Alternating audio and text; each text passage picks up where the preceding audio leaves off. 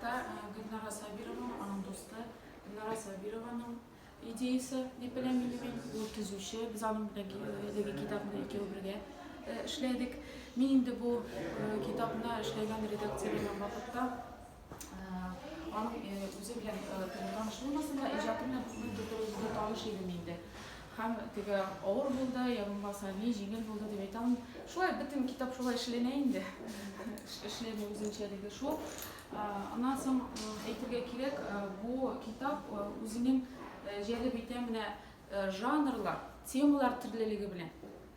Bunda bek ishtaligi boy. Bunda bizning vaqtli matbuotda turli yillarda bosilib kelgan onun maqolalari, yumoreskalari, publitsistikasi ham bu satira teatri tarafından ikki sahna asari sahnalashtirilgan.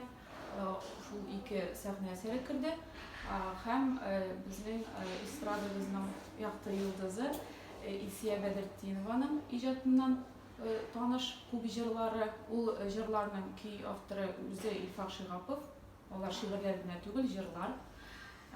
Ham aytishga kerak, bugungi kunda Ilfaq Shig'apovning shusha sahna asarlari sahnada o'ynalar ekan, jırlari jırlanar ekan, ham kitoblar bosilar ekan, demak u bizning uning ijodida o'limsiz bo'lar.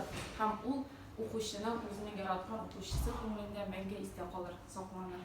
Kişilik otalarını kim koydu olasın?